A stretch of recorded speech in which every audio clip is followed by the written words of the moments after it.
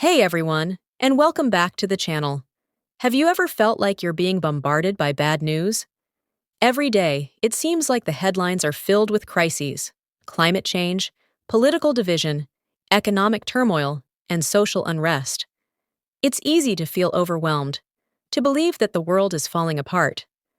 But what if all of that is only half the story?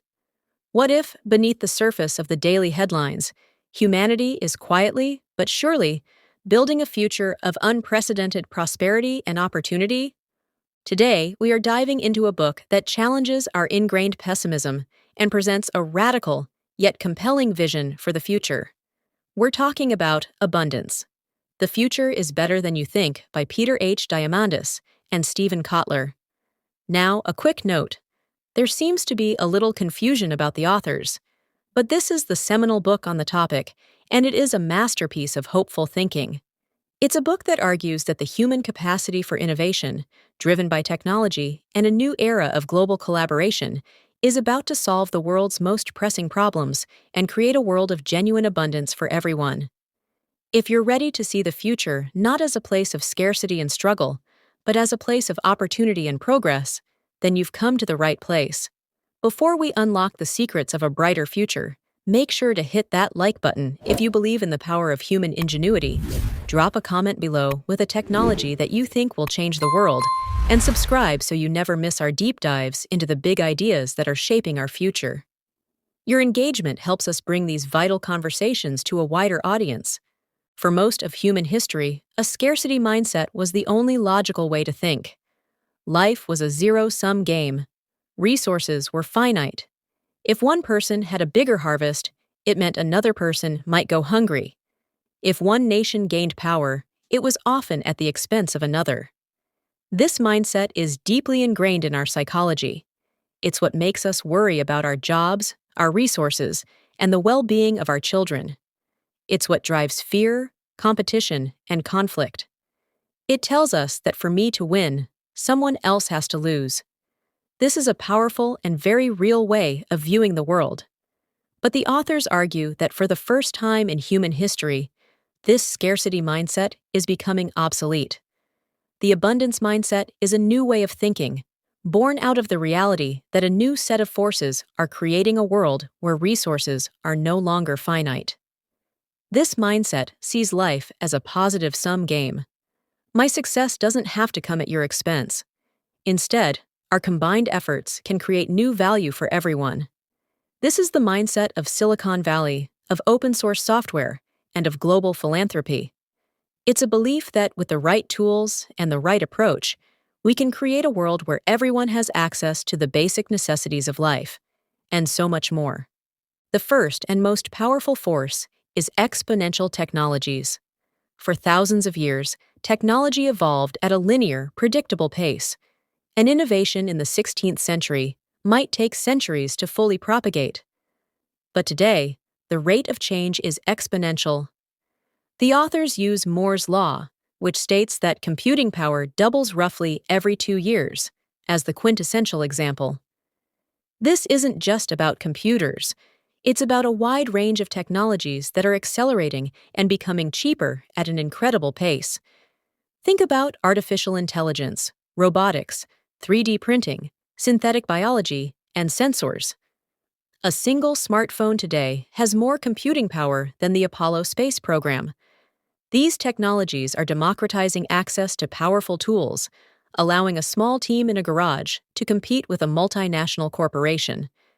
This exponential growth is the engine of abundance, making things that were once rare and expensive, like information and medicine, cheap and widely available.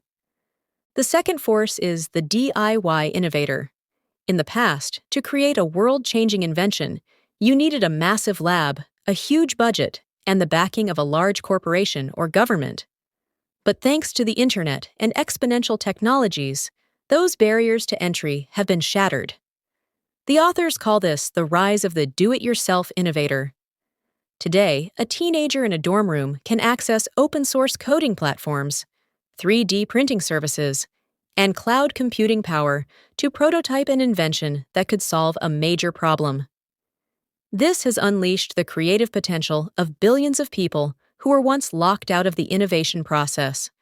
A simple example is the widespread availability of tutorials and information online, which allows anyone with an internet connection to learn new skills and create things that were once the exclusive domain of experts. The third force is the technophilanthropist. The book highlights a new breed of philanthropists, like Bill Gates and the Bill and Melinda Gates Foundation. Unlike traditional charities, these technophilanthropists are applying the same entrepreneurial, risk-taking, and data-driven approach that made them successful in business to solving the world's biggest problems. They are not just giving away money. They are investing in moonshot projects, encouraging competition, and funding research to find scalable solutions to things like malaria, poverty, and lack of sanitation. They see global problems not as insurmountable challenges, but as giant market failures that can be fixed with the right technology and the right business model. The fourth and final force is the rising billion. For most of human history, a large portion of the global population was essentially disconnected from the global economy. But thanks to the widespread availability of mobile phones and internet access, over 1 billion of the world's poorest people are now gaining access to information, banking services, and market opportunities. A farmer in a remote village can check crop prices in real time. A woman can access microfinancing through her phone to start a small business. This is the largest and fastest-growing market in history. The authors argue that as these rising billion are lifted out of poverty, they become the next innovators, entrepreneurs, and consumers, fueling an even greater era of abundance for everyone. At the base of the pyramid are survival needs: food, water, and shelter. The authors point to innovations like vertical farming, which can grow crops with 95% less water and no pesticides, as a solution to food scarcity. They talk about cheap mobile water purification systems that can turn polluted water into drinkable water for entire villages. And they discuss 3D printed housing, which can create affordable, durable homes in a matter of hours. Moving up the pyramid, the next level is freedom and health. They show how mobile health applications and biometric sensors can provide basic healthcare to billions in remote areas. They discuss the rise of online education platforms that are democratizing access to world-class learning, empowering people to escape poverty. They also highlight the potential of cheap, decentralized solar power to bring electricity to communities that have never had it. At the very top of the pyramid are community and purpose. The authors argue that as we solve our basic needs, humanity will be free to focus on higher-level pursuits, creating art, building communities, and fulfilling our own individual purpose. Critics often argue that the book ignores major issues like income inequality.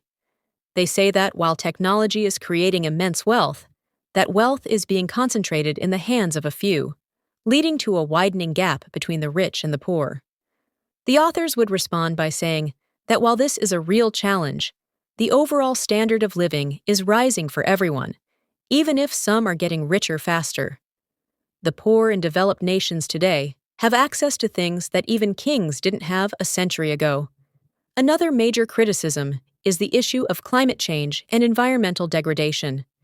Critics argue that our current model of growth is unsustainable and that technology alone cannot fix the environmental damage we are causing. There's the concern about the unintended consequences of technology, such as the loss of jobs to automation, the rise of misinformation, and the ethical dilemmas of AI. The authors acknowledge these challenges, but they argue that throughout history, humanity has always adapted to new technological realities. They believe that with the right policies and a focus on education and retraining, we can navigate these transitions and emerge stronger on the other side. Abundance is a powerful and essential book for anyone who feels overwhelmed by the daily news cycle. It provides a much-needed counter-narrative to our cultural pessimism. Diamandis and Kotler don't give us a Pollyanna-ish vision of a perfect future.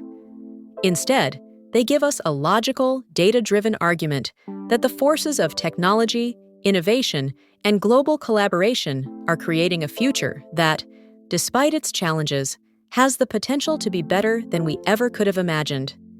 It's a call to action, an invitation to change our mindset from one of fear and scarcity to one of hope and opportunity. It reminds us that our most powerful tool is not our technology, but our ability to imagine and build a better future together. If this video inspired you to read or reread this incredible book, please hit that like button to help other people discover it. Comment below and let me know your thoughts on the abundance mindset. And of course, subscribe to our channel for more deep dives into the big ideas that are shaping the world around us. Thanks for watching, and remember, the future is not something that just happens to us. It is something that we create. We'll see you in the next video.